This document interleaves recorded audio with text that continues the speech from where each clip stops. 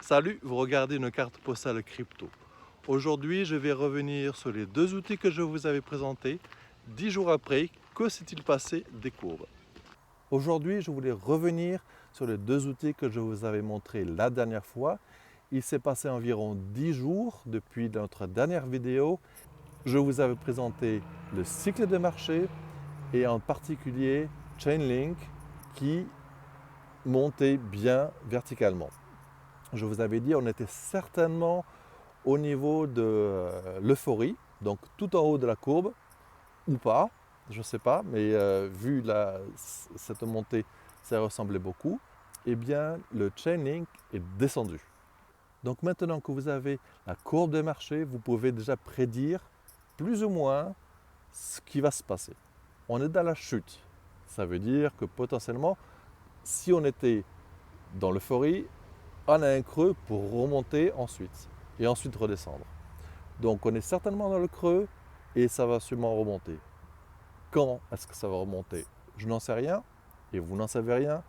Et de combien ça va remonter? A priori, d'après la courbe, la deuxième remontée est beaucoup plus faible que le premier pic. Et ensuite, ça redescend.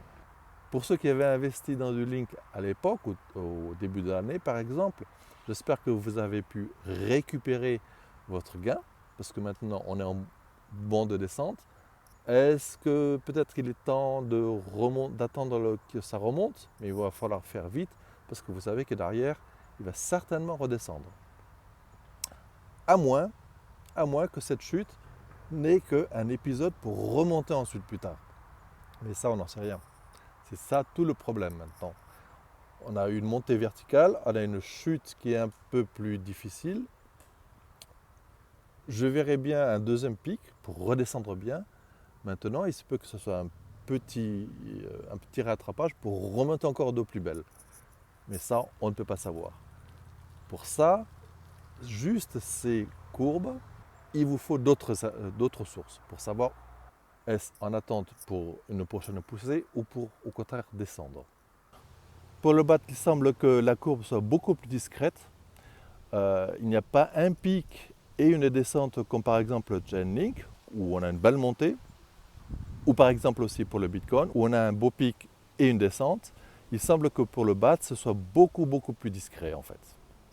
Mais après avoir regardé un peu plus près la courbe, il semble qu'il y ait déjà plusieurs cycles qu'on peut remarquer. Depuis la dernière fois, il y a eu une belle montée du BAT. Étant actuellement sur une période où tout d'un coup on arrive à un début d'euphorie, une nouvelle courbe, un nouveau cycle du marché, c'est probable. C'est très étonnant, je ne m'attendais pas du tout à ce qu'il y ait une montée comme ça. Maintenant, pourquoi il y a cette montée? Je n'en sais rien, il faudrait regarder sur d'autres sources pour plus en savoir. Mais depuis une dizaine de jours, j'observe que tout d'un coup le BAT, il est monté comme Chainlink était monté justement il y a 2 semaines environ. Donc à suivre. Voilà, c'était tout pour aujourd'hui. Je voulais juste vous faire un petit point sur cette courbe des marchés et ce qui s'était passé avec Chainlink et les BAT. Pour connaître ma prochaine vidéo, n'hésitez pas à vous abonner en bas et appuyer sur la petite cloche. Comme ça, vous saurez quand ma prochaine vidéo sortira. Vous avez des questions, n'hésitez pas à les poser en bas. J'y répondrai ou éventuellement comme vidéo.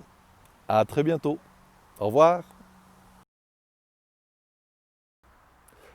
Voilà, c'était tout pour aujourd'hui. J'étais à côté de minière pour vous montrer que en fait, ça monte, ça descend, ça monte, ça descend. C'était pas vrai du tout, mais c'est pas grave.